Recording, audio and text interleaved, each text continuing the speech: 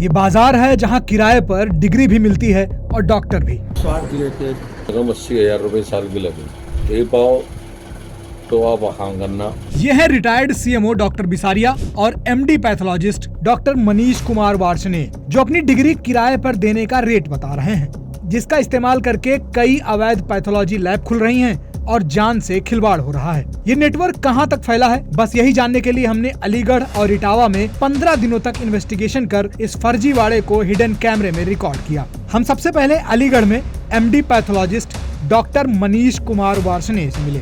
दरअसल 2 साल पहले अवैध लैब का खुलासा हुआ था, जो इन्हीं के नाम पर रजिस्टर्ड। पूरा वीडियो देखिए दैनिक भास्कर ऐप पर।